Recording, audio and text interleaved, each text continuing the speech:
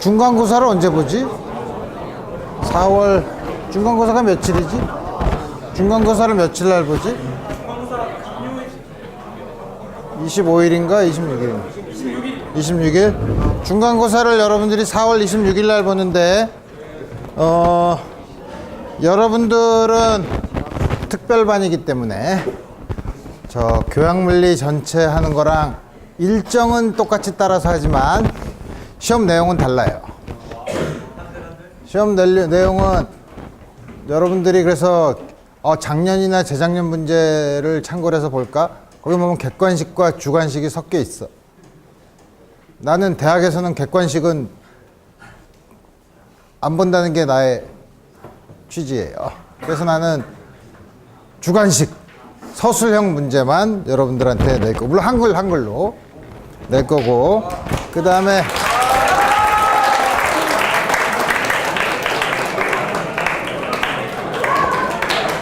어느 부분에 박수가 나온 거야? 한글? 그 다음에 뭐냐면 4월 그러니까 시험 보기 바로 전날 목요일 날 내가 저 예년의 기출문제를 여러분들이랑 같이 풀어볼 거예요. 근데 기출문제는 뭐더라? 객관식을 여러분들이랑 연습하는 거는 그래서 별로 쓸모가 없지. 그래서 작년, 재작년 혹은 그 전에 서술형으로 나온 문제들 중에서 어떤 식으로 어떤 문제가 나오는가 하는 거를 여러분들이랑 같이 보겠다 이거.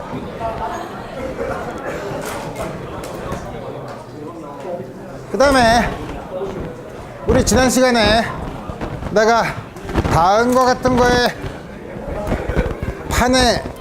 원판의 질량 중심을 구하는 문제를 한 다음에 이걸 9로 바꾸면 어떻게 되나 했더니 여러분들이 그건 어려울 것 같은데요. 나도 어려울 줄 알았어. 근데 생각해 보니까 요거만 계산하면 되는 거 아니야? 요거만 계산하면 되는 거죠. 똑같은 틀림없이 이게 원판의 원이 아니라 빈 9라고 하면 역시 대칭성에 의해서 X축에만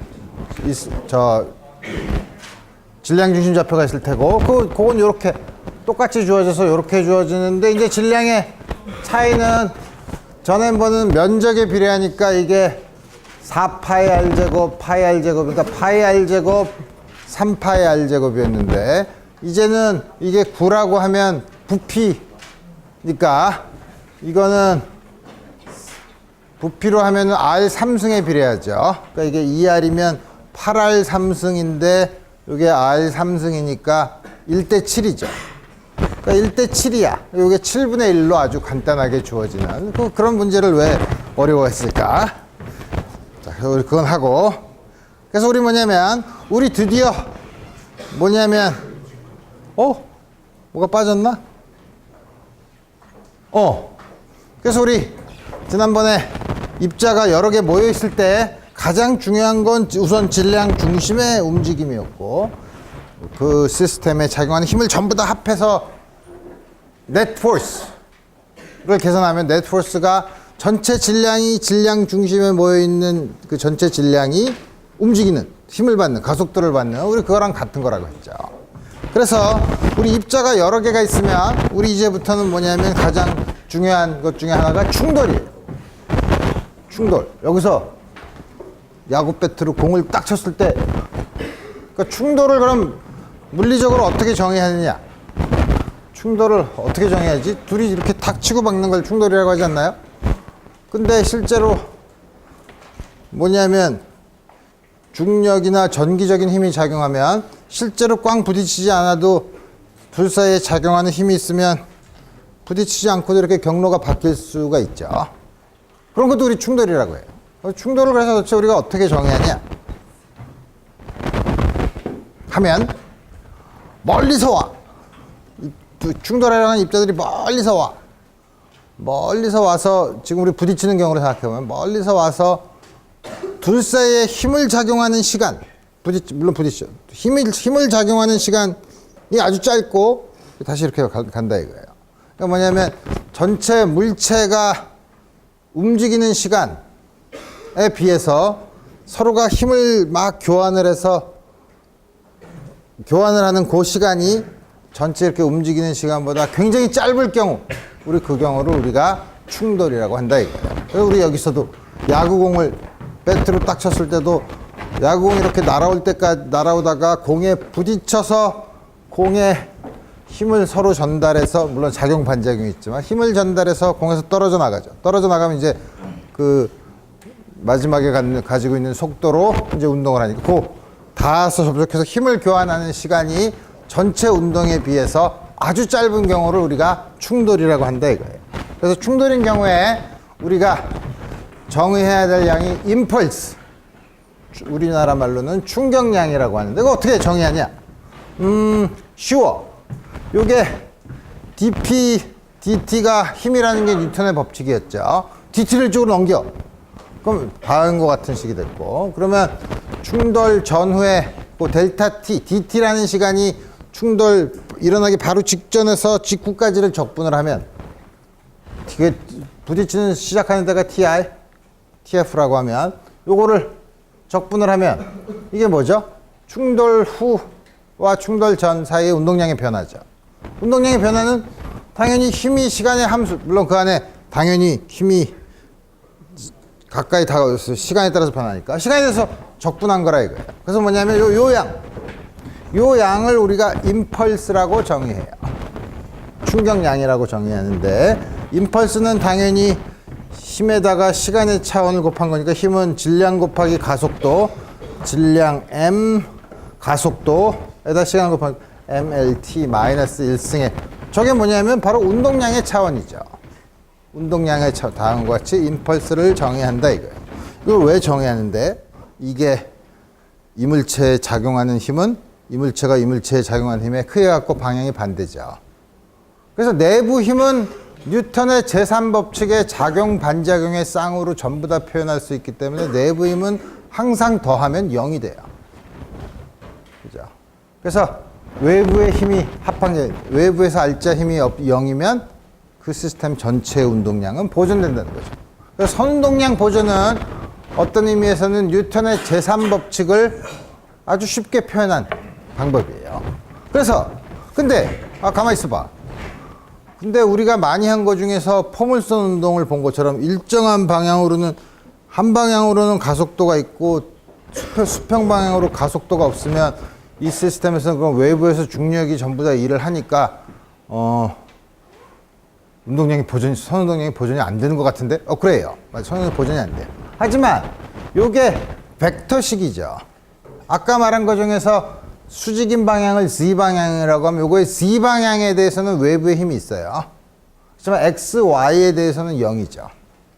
따라서 그 개에서 외부의 알짜 힘이 0이라고 하지만 그 중에서 어느 한 성분이 0이면 그 방향에 대해서는 운동량이 보존된다 이거예요. 우리 다음과 같은 그래? 그거 재밌는데? 그럼 그게 뭐가 그렇게 좋은데? 이걸 생각해 봅시다. 그래서 제일 처음에 생각하는 건 뭐냐면 로켓이 날아가다가 우주에서 VI라는 속도로 날아가다가 요 뒤에 있는 화물 칸을 딱 떼냈어요. 화물 칸을 딱 떼냈어요. 그럼 그 안에서 이렇게 밀든 그 안에서 연료를 폭탄을 써서 이렇게 하든 이렇게 다음과 같이 하면 이 두 물체에서 작용하는 힘은 항상 작용 반작용의 쌍이니까 합하면 0이 되죠.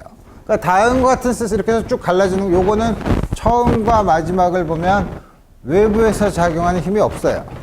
따라서 운동량이 보존이 되는 시스템이죠. 그래서 뭐냐면 요게 화물칸이 전체 질량이 m인데 화물칸이 0.2m 이 원래 우주선 이 부분이 0.8m으로 딱 나뉘어지고 처음이 합한 두 개가 붙은 게 다음과 같은 속도 그 다음에 요거는 0.8m 마지막 속도는 0.8m인 경우에는 2600, 0.2m인 경우에는 얼마라고 주지 않고 상대 속도로 줬어요.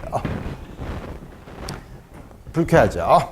그렇지만 우리가 상대 속도로 줘도 우리가 뭐냐면 좌표계를 어디로 잡는, 먼저 이 다음 같은 문제가 나오면 좌표계를 어떻게 정할까 하는 게 중요한데, 여기 측정한 이것들이 전부 다 바깥에, 예를 들면 지구에서 본 거니까 지구에서 봤다고 치지 뭐. 그럼 처음에 운동량은 다음과 같이 주어지고, 마지막 운동량은 요 BMS 모듈이니까 MAS HS S라는 바깥에 있는 좌표계에서, 그럼 0.2 ME VMS 0.8 LE ME VHS.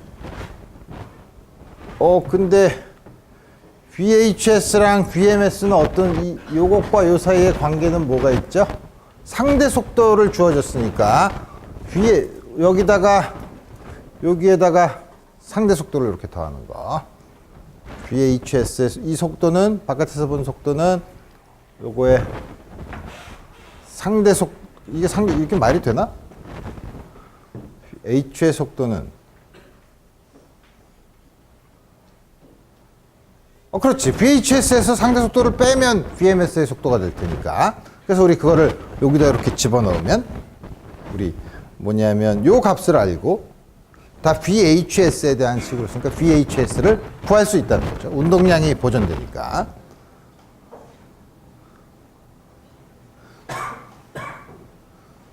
두 번째 문제는 질량 라지 M인 대포가 있고, 밑에 바닥에 있는 바퀴랑 여기다가 마찰이 없다고 쳐봅시다. 그 다음에 여기서 스몰 m짜리를 정지하고 있는데, 스몰 m짜리 탄환을 v2라는 속도로 다양한 같이 놓고,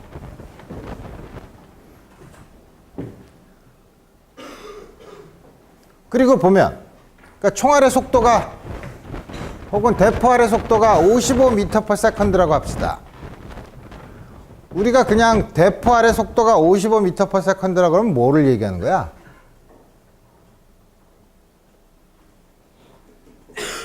대포가 정지하고 있을 때 여기에 대한 이 대포가 나가는 속도를 얘기하는 거죠. 총알의 속도. 총알의 속도가 55m/s지만 내가 50m로 달리면서 총알을 쏘면, 바깥에서 본 관측자는 총알의 속도에다가 총을 들고 있는 사람의 속도를 더해야 되죠.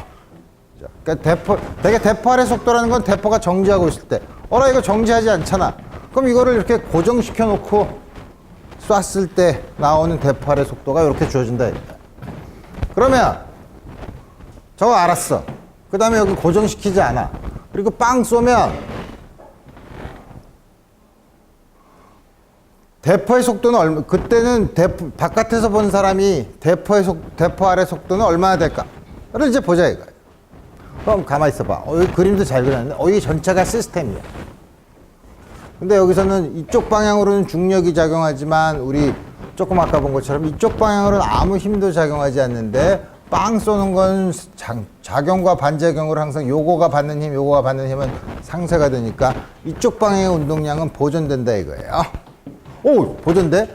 그러면 지구에 대한이라는 건 이 바깥에 있는 관측자가 보자 이거예요. 바깥에 있는 관측자가 보았을 때 속도 v,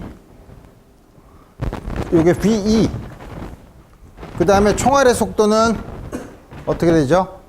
이게 정지하고 있을 때니까 뭐냐면 상대 속도를, 대포에 대한 상대 속도가 B라고 주어지는 거니까, 다음과 같은 관계는 어느 좌표 측에서 상대 속도가 뭔가를 잘 이해한 다음에, 그 다음에 이제 운동량 보존을 쓰는 거예요. 운동량 보존은 어느 좌표계든 관성계이기만 하면 다 쓸 수 있어요. 처음엔 0이야. 그죠? 아무것도 안 움직이니까. 마지막에는 MV 다음과 같이 주어져서, 이게 문자가 이상하게 되는데 차원이 안 맞냐는데 식이 이상한데, 다시 이렇게 되면 이게 0이니까 뭐냐면 B는 M분의 마이너스 MVE 다음과 같이 주어져야지. B는 다음과 같이 주어지고, 이거 나중에 구하는 건데, 그 다음에 B를, 그 다음에 뭐냐, 다음과 같이 주어지고, 여기다가 B2 대신에 요걸 집어넣으면 V 대신에 집어넣으면 V는 마이너스 M V 플러스 B 나누기 M. 다음과 같이 쓰면 우리 V를 구할 수 있죠. 어떻게 구할 수 있냐면 M 플러스 M V가 마이너스 M V야. 그러니까 V는 마이너스 M 플러스 M분의 M V. 요게 요거랑 같은 거죠. 다음과 같이 주어지고 V2는 요 V를 구할 수 있으니까 여기다 집어넣으면 V는 어떻게 되는 거야? V2를 구해야지. V2는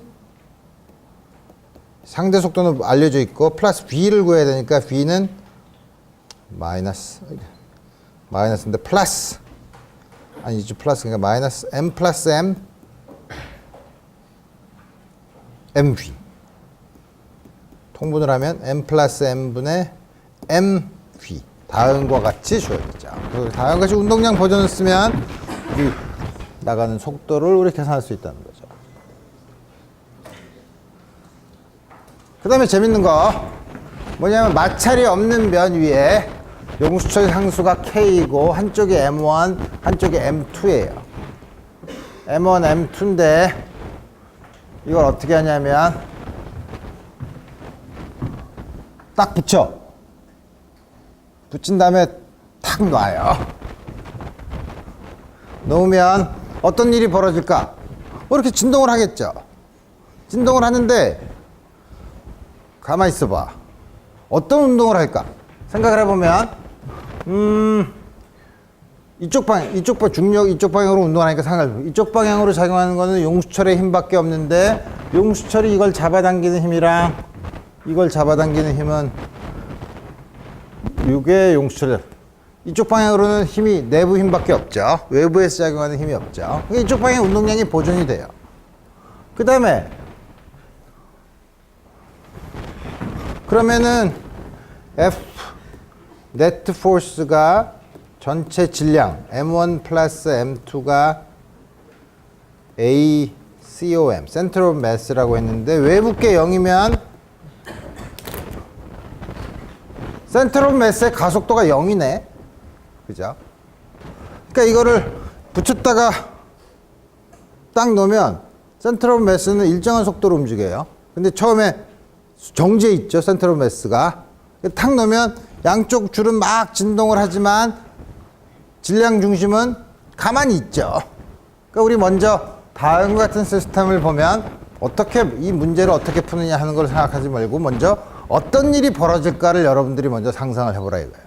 보면 센터 오브 매스는 가만히 있고 이 주위에서 센터 오브 매스에 대해서 이게 진동을 하는 다음과 같은 경우인데 우리 그 경우 임의의 시간에 M1의 운동 에너지와 M2의 운동 에너지의 비율을 구하자는 거예요. 그거 어떻게 구해? 전체 에너지 중에 전체 운동 에너지 중에 그 각각이 얼만큼 있나? 계산하기 어렵나? 운동량이 보존되네. 처음에 운동량은 0이야. 정지하고 있으니까. 마지막 운동량은 M1짜리가 V1, M2짜리가 V2 이게 0이죠. 그래서 뭐냐면 V1을 M1, V1 나누기 V2는 다음과 같은 조건을 만족한다 이거예요. 그러면 전체 운동 에너지는 운동 에너지 중에 K1 더하기 K2 중에 K1은 이건 임의의 순간에서 항상 요걸 만족한다는 거예요. 그러면 요거 더한 거에다가 그 중에서 요거네. 근데 분자 분모를 이걸 어떻게 할까? 저걸 쓰니까 분자 분모를 B1 나누기 B2 요걸 어떻게 하냐면 양변을 다 분자 분모를 B2 제곱으로 나눠. 이거 여기 없죠. 2분의 1도 다 없애. 좋았어. 그러면 B1 나누기 B2가 있으니까 M1 B1 나누기 B2의 제곱이니까 M1의 제곱. 밑에는 M1 제곱분의 M2의 제곱 더하기 M2야. 그러면 M1이 하나 없어지고 여기도 M1이 하나 없어지고 밑에 M2도 위에서 하나씩 없어지고 이게 1이 되고 분자분모에 M1을 곱하면 M1 플러스 M2네. 그럼 밑에 있는 것도 똑같이 그렇게 계산을 하면 되지만 요거는 요 두 개를 더하면 1이 돼야 되죠. 그러니까 1에서 요걸 빼면 돼. 그 바로 요거죠. 그래서 보면 재미있게도 멀리 떨어지면 이게 속도가 계속 변하지만 속도가 변하는 순간에도 항상 요 관계를 만족한다 이거예요. 요 관계를 만족하기 때문에 비율은 항상 시간에 대해서 일정하고 그게 M2가 이게 이거의 10배라고 하면 다음과 같이 숫자로 다음과 같이 줄 수 있다. 오! 운동량 버전으로 별걸 다 풀 수 있네. 그래서 조금 아까 본 충돌을 봐야죠. 충돌은 아까 본 것처럼 충돌하기 전 힘을 막 교환하는 임펄스를 주는 거, 그 다음에 이런 다음에 멀리 떨어지는 거, 요 과정을 보는 건데 충돌할 때 요 힘이 어떻게 작용하는 시간에 따라서 어떻게 변하는가 하는 거는 아주 복잡한 함수예요. 우리가 알지 못해. 그렇지만 그게 아무리 복잡하더라도 이게 항상 순간적으로 작용 반작용의 쌍이라는 걸 알고 임펄스는 입자 원이 받는 임펄스는 마이너스 이게 원이라고 하면 FT의 반대표. P2가 받는 거는 요거. 두 개를 더하면 항상 내부의 힘밖에 없기 때문에 작용 반작용의 쌍이라서 뉴턴의 제3법칙에 의하면 다음과 같이 작용하는 경우에는 운동량이 항상 보존된다 이거예요. 그러니까 충돌 전이나 복잡한 일이 일어나지만 튀겨나갔을 때 충돌 후에 운동량은 똑같아야 된다는 거예요. 재밌는 사실이죠. 근데 그 충돌인 경우에도 여러 가지 경우가 있을 수 있어요.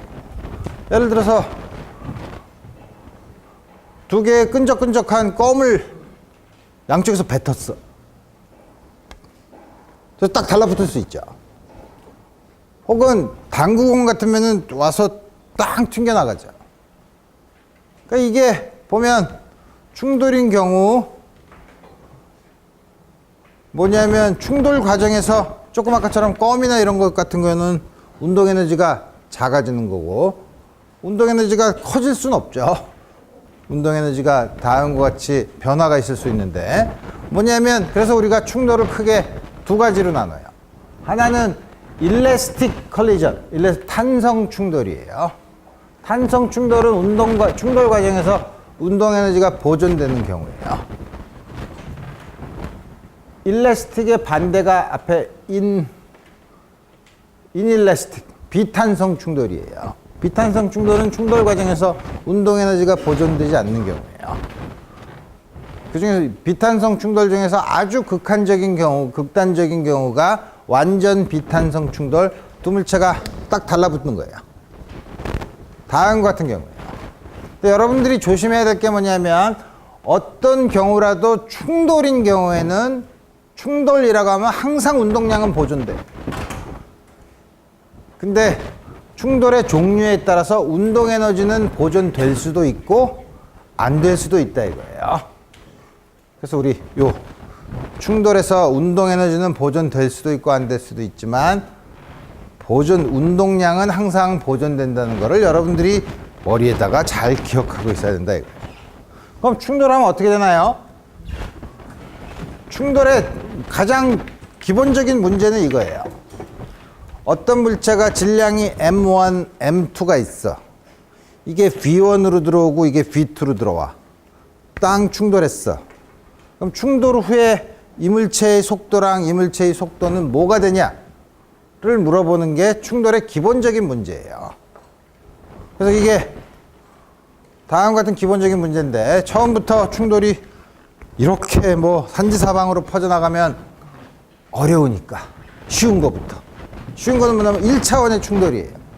다시 말하면 뭐 철사줄이 있고 거기다 구멍을 뚫은 구슬이 있는데 철사줄과 구슬은 마찰이 없고 그래서 땅 부딪히는 경우. 그러면 1차원으로만 움직이죠. 그래서 다음과 같은 경우 처음에 M1과 M2가 있는데 B1, M1은 B1i, M2는 B2i. 화살표를 닿은 것 같이 그렸네. 충돌이 일어나려면 이거의 크기가 이거의 크기보다 더 커야 되죠. 이거 뭐 이렇게 그려도 돼요. 다만 여러분들이 부호를 조심해야 되는데 이거는 그냥 이쪽으로 가는 걸 플러스이기 때문에 두 개를 닿은 것 같이 그냥 썼을 뿐이에요. 그러면 충돌 후 B1F, 물론 이게 이쪽 방향으로 갈 수도 있어요. B1F, B2F. 이게 충돌 전에 이렇게, 충돌 전에는 속도 요걸 다 알고 있어. 충돌 후에는 요게 B1F고 요게 B2F면 요 값이 얼마가 되느냐 라고 물어보는 게 충돌 문제예요. 그럼 충돌 문제, 충돌에선 그러면 운동량이 보존된다며. 그럼 일단 보존되는 양을 딱 써. 그래서 이거를 P1은 M1 B1i, 요거 우리 처음에 주어진 거, M2 B2i, 요거 양은 다음과 같이 주어진다 이거예요. 1차원에서 다음과 같이 주어지면 1차원인 경우에는 어떻게 되죠? 운동량 보존 법칙을 쓰면 우리가 관심 있는 미지수가 몇 개야? B1F, B2F 두 개죠. 식이 하나 주어져 있죠. 그러니까 운동량 보존만 가지고는 더 못 풀어요. 그죠? 미지수는 두 개인데 식이 하나니까. 하나 더 있으려면 이제 그때 이제 이게 탄성 충돌이냐, 비탄성 충돌이냐, 완전 비탄성 충돌이냐 이런 걸 이제 그거에 의해서 새로운 조건이 하나 더 들어오면 요 두 개를 다 구할 수 있다는 거죠. 뭐 그러기 전에 지금 우리는 탄성 충돌이냐, 비탄성 충돌이냐를 가리지 않고 먼저 보존되는 양을 썼다 이거예요. 그 다음에 질량 중심의 속도는 전체 질량 곱하기 센터 오브 매스의 속도인데 전체 질량은 두 개를 더한 거잖아. 그래서 이거는 요걸 쓰면 M1 플러스 M2분의 P야. 근데 P는 보존되니까 처음 거, 마지막 거, 다음 거 쓸 수 있죠. 이게 항상 이건 충돌 전의 양으로만 썼어요. 충돌 후의 양으로 썼는데 이게 똑같죠. 그러니까 이렇게 땅 충돌을 해도 질량 중심의 속도는 항상 충돌 전과 충돌 후가 같다 이거예요. 그래서 우리 지난번에 처음에 질량 중심을 얘기할 때 불꽃놀이 할 때 그 폭약을 땅 쏴가지고서 팡 터지면 이게 어떻게 되는데 그 불꽃들의 각각의 운동은 굉장히 복잡하지만 질량 중심은 어떻게 되죠? 중력이 아래로 내려온 일정한 폼을 쓴 운동을 하게 돼 있어요. 다 다음과 같이 주어진다. 충돌인 경우에 질량 중심은 속도는 항상 일정하다는 거죠. 자, 이제 풀어봐야지. 아까 B1F, B2F가 있는데 이제 그걸 두 개를 풀려면 이제 충돌의 종류에 따라서 결과가 달라지는데 제일 쉬운 거 완전 비탄성 충돌. 완전 비탄성 충돌은 뭐죠? 딱 달라붙는 거예요.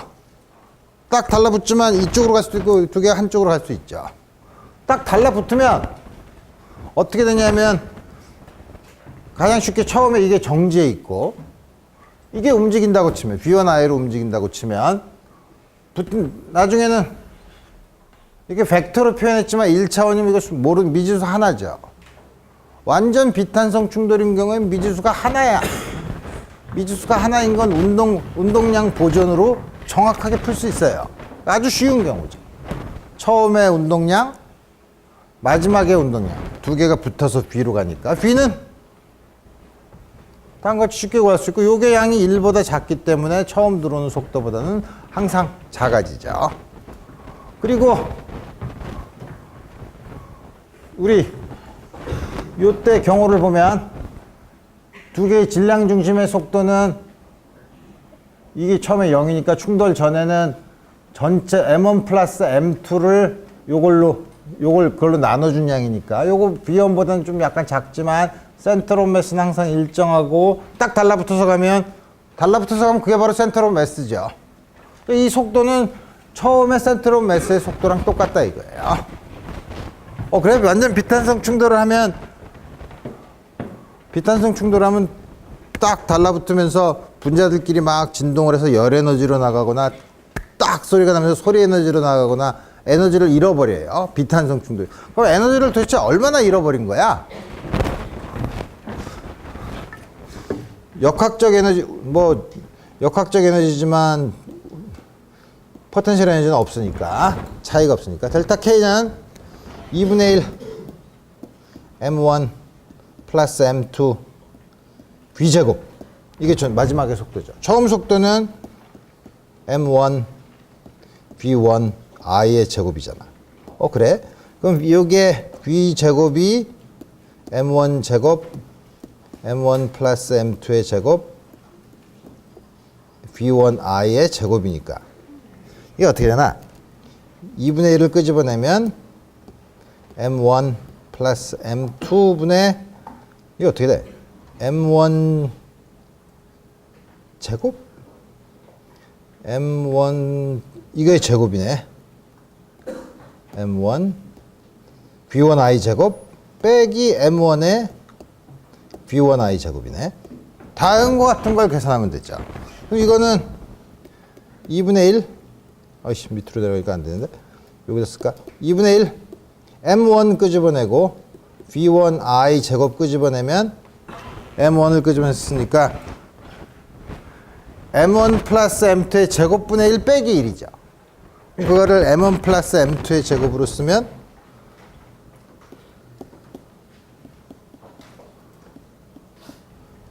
그래서 1 빼기 이거니까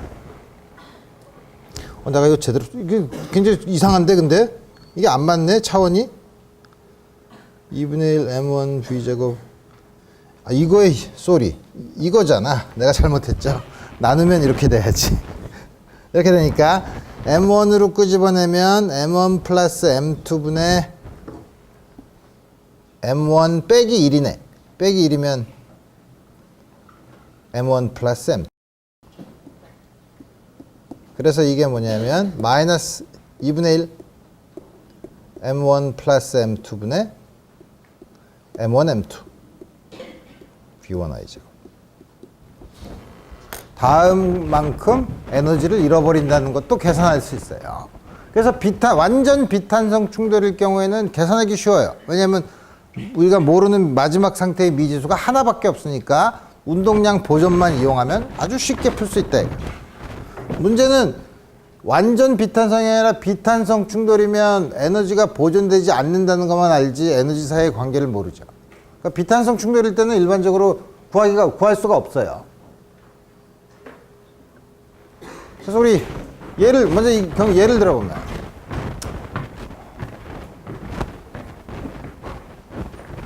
다음 같은 질량이 M인 나무 토막에 질량 M인 총알을 속도 V로 들어와서 이 안에 딱 박혔어요.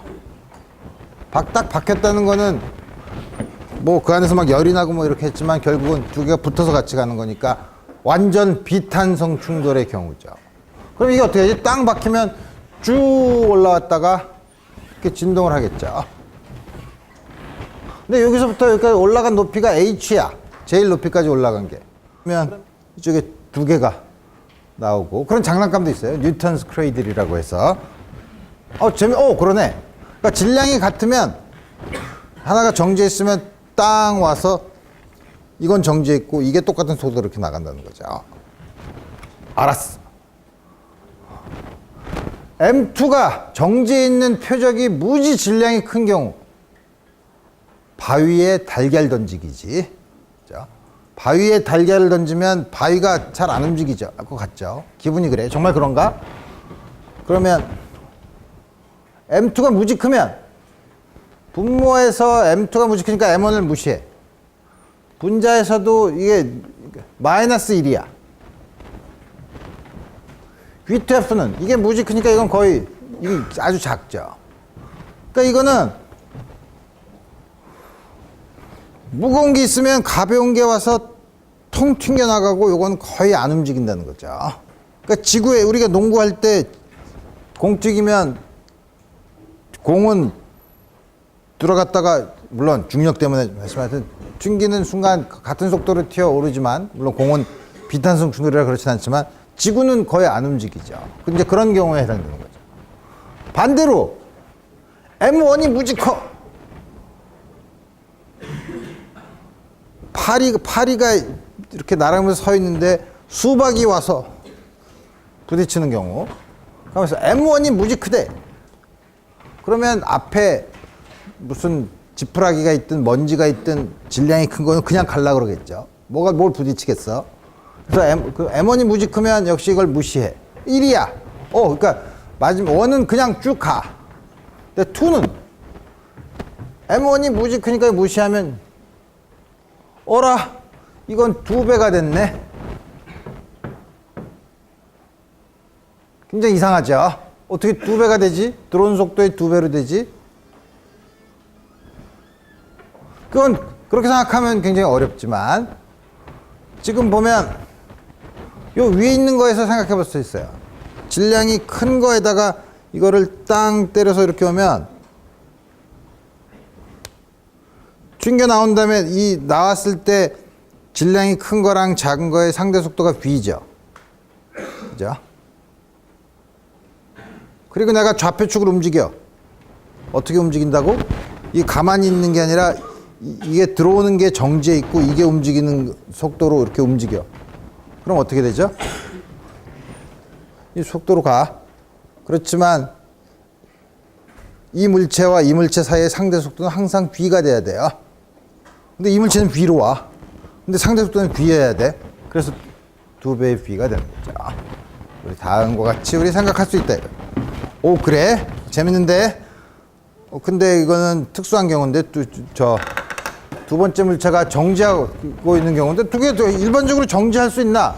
하나가 정지하고 하나가 이렇게 오는 거는 관측자가 조금만 옆으로 움직이면 둘 다 움직이죠. 자, 그래서 일반적으로는 둘 다 움직이는 경우로 생각해야 된다, 이거. 이거, 여기 속도는 이렇게 표시했지만 신경 쓸 필요 없어요.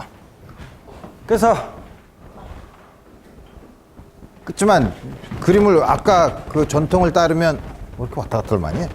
내가 다 헷갈리네. 다음과 같이 우리 있다고 치면 탄성 충돌이에요. 탄성 충돌에 처음에 이건 탄성 충돌에 상관없이 운동량이 보존되니까 M1은 M1에게, M2는 M2에게. 여기 아까 거에 비교하면 뭐지? V1F가 더 있을 뿐이에요. 그죠? 그 다음에 운동 에너지. 지금도 좀 더러운데. 그지만, 역시 2분의 1을 없애. 2분의 1을 없애고, M1은 M1에게, V1I 스퀘어 빼기 V1F 스퀘어. 인수분해한 거. M2는 M2에게, V2F 제곱 빼기 V2I 제곱이니까, V2I를 먼저 쓰면 앞에 마이너스 4를 써서. 그래서 항상 이렇게 쓰면 제일 좋죠. 왜냐하면 요거랑 요게 같아. 그죠? 위에 있는 식을 보면 그죠? 왜 같은 거죠. 그래서 우리 요 식을 이렇게 딱 쓰면 밑에 있는 식에서는 뭐냐면 V1F I V1F V2I, V2F. 다음과 같은 식을 쓸 수 있어요. 그러면 어떻게 하면 되나? M1을 이쪽으로 나누어. 이제 됐죠. 이 형태로 쓰면 이제 V1F를 어떻게 구하는지 쉽게 구할 수 있죠. V1F를 쉽게 구할 수 있나? 이게 안 없어지잖아. 그렇지. 여기 V1F를, 이게 두 식을 더하면 V1F가 없어지잖아. 그죠? 그 V2F를, 내가 V1F를 없애려고 하는 게 아니지. 그렇지. V1F를 없애야지 V2F를 구할 수 있죠. 이거를 두 개를 더하면 되겠네. 그럼 두 개를 더해. 이건 없어지고, 2배 V1I는 두 개를 더하니까,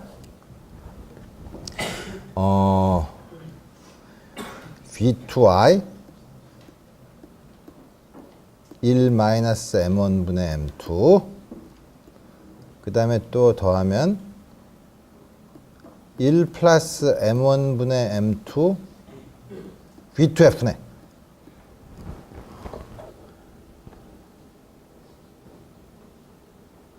양변에 m1을 곱하면 2배 m1 v1i v2i m1 빼기 m2 이걸 이쪽으로는 더하기 m1 플러스 m2 v2f v2f는 요거 이쪽으로 넘기면 v2f는 m1 플러스 m2분의 1 m1짜리는 2배 m1 v1i 그 다음 이거 빼니까 마이너스 m1 빼기 m2 m1 플러스 m2 v2f 그게 바로 v2f야? v2i지 잘못 썼지 v2i 그게 v2i 이거 v2f가 맞네 이건 v2i 그래서 어떻게 썼으냐 그게 바로 여기는 요식이죠 요식을 다음같이 구할 수 있고 그 다음에 v1f는 요식에다 구하면 돼 요식에다 넣으면 돼요 어떻게 쓸 수 있냐면 v1f는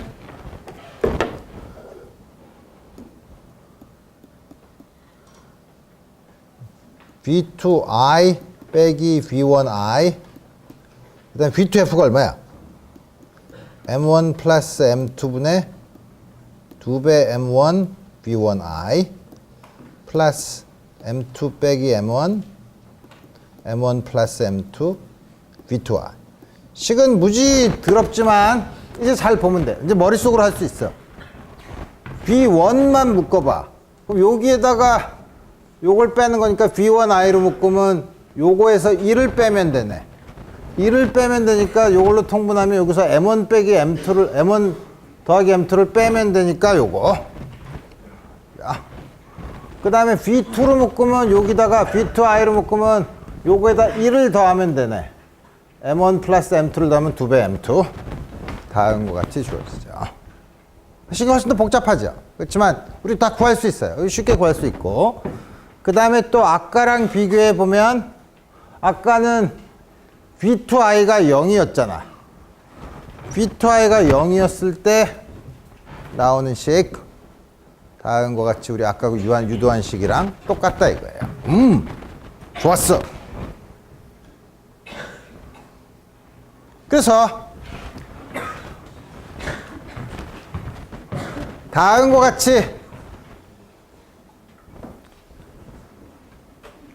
끈의 질량을 무시할 수 있는 곳에다가 진자를 이렇게 다고 한쪽이 m1이고 한쪽이 m2야 근데 m1이 30g, m2가 75g 뭐 유효 숫자를 쓰면 이걸 두 자릿수로 써야 되는데 내가 그냥 그지같이 썼다고 생각하고 그래서 m1을 여기서 h1만큼 올렸다가 탁 놓으면 탄성 충돌을 한다고 하자 이거예요 탄성 충돌을 한다 그러면 M2는 어디까지 올라가냐? 라고 물어보는 거예요. 오! 재밌는 문제인데? 첫 번째는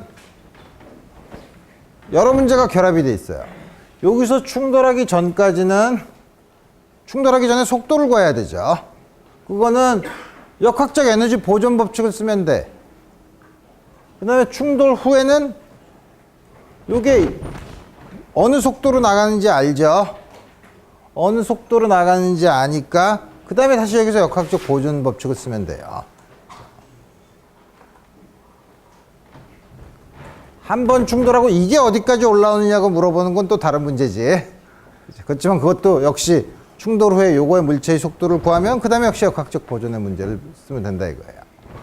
그래서 우리 제일 먼저 가장 쉽게 처음에 이게 내려오면 이게 요 기준으로 하면 M1GH1이 충돌할 때 2분의 1 M1 원제곱이니까 이거는 우리 지난번에 많이 구했던 H1 이 속도로 들어오는 거죠. 이게 V1I죠. 그래서 우리 그러면 V2F는 까먹었죠. 그 앞에 걸 봐야지. V2F는 2배 M1 플러스 2배 M1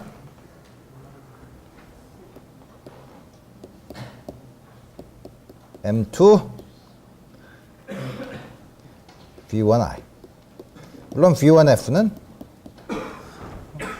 또 헷갈리네. 다시 한번 봐야지. 이러면서 여러분들이 이제 외우는 거예요. 자, M1 빼기 M2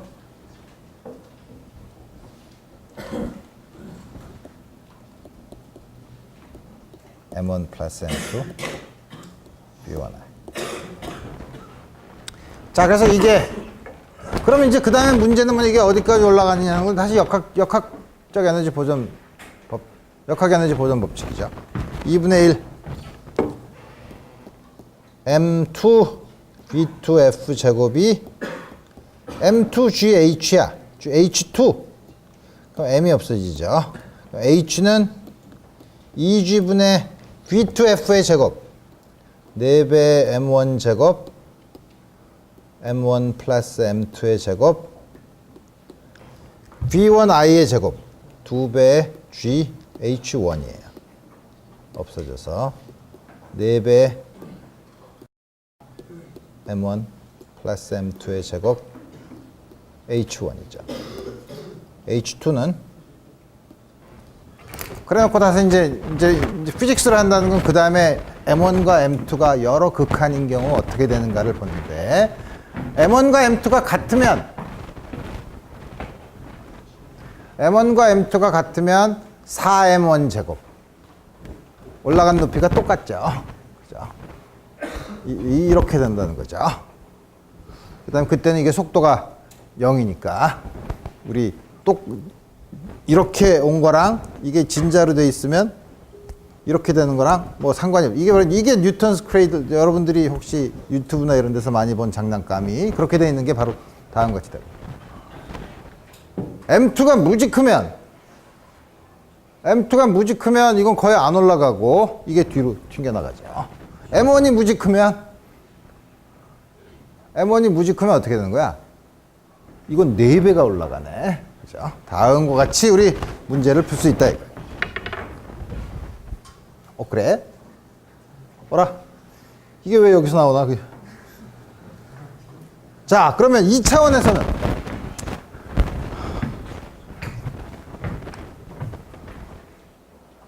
3차원 제일 먼저 얘기할 거는 3차원 충돌은 항상 충돌하는 충돌면이 뭐냐면 들어오는 운동량, 나가는 운동량 이게 전부 다 벡터죠.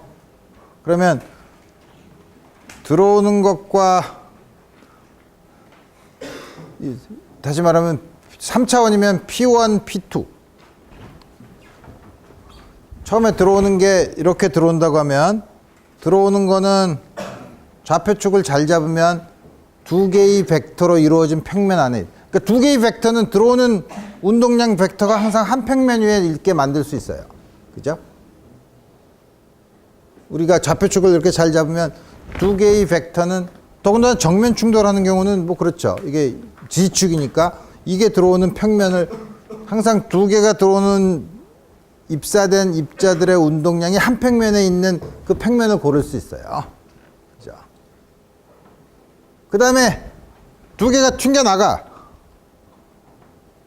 그러면 세 개는 다 못하지만 두 개가 있으면 나머지 하나를 집어넣는 평면을 딱 잡자 이거예요. 그러니까 들어오는 거, 나가는 거 중에 하나가 이건 한 평면 위에다 놓을 수 있어요. 그러면 이거는 이렇게 이 평면에서 나오게 되면은 곤란하지 않나요? 운동량 보존 법칙에 의하면 들어오는 운동량은 나가는 운동량이랑 합이 벡터로 같아야 되죠. 들어오는 거의 운동량은 이 평면에 수직인 성분이 없도록 평면을 잡았어. 그 다음에 이것도 수직인 성분이 없어. 그럼 이것도 수직인 성분이 없어야 돼요. 그죠? 그래서 우리가 뭐냐면 일반적인 3차원 충돌은 우리가 항상 좌표축을 잘 잡으면 항상 2차원 충돌로 만들 수 있어요. 운동량 보존에 의해서. 그래서 2차원 충돌로 만들어. 그럼 이제 앞으로 아무리 복잡한 3차원 충돌이라도 2차원 충돌로 만들 수 있어요. 2차원 충돌로 만들면 그 다음에 문제는 뭐냐면 지금 여기는 이게 정지하여 있는 걸로 쓰지만 뭐 이게 정지하지 않아도 되는데 그러면 처음에 있는 물리량, 이 속도 혹은 뭐 이 속도 그걸로 마지막 나가는 거, 이 나가는 충돌돼서 나가는 물체의 속도가 얼마냐고 물어보는 거예요. 속도가 얼마냐고 물어보는 거는 속도는 벡터죠. 그러니까 벡터니까 3차원에 성분이 각각 3개씩 있어요. 근데 다행스럽게도 항상 2차원으로 놓을 수 있기 때문에 각각의 성분이 2개씩 있어요. 그러니까 성분 4개를 구하는 문제예요. 미지수가 4개인 문제예요. 미지수가 4개면 식이 4개 있어야지 완전하게 구할 수 있죠. 근데 그 미지수는 요거의 X성분, Y성분, 요거의 X성분, Y성분으로 할 수도 있고 혹은 요거의 크기, 요 각도, 요거의 크기, 요 각도 어떻게 하든 미지수는 4개예요. 근데 충돌인 경우 운동량이 항상 보존된대. 그럼 여기서는 우리 G성분 하면 X성분의 운동량 보존, Y성분의 운동량 보존 식 2개예요. 미지수 4개의 식 2개면 죽었다 깨나도 못 풀어요. 그죠? 관계를 알 수 있죠.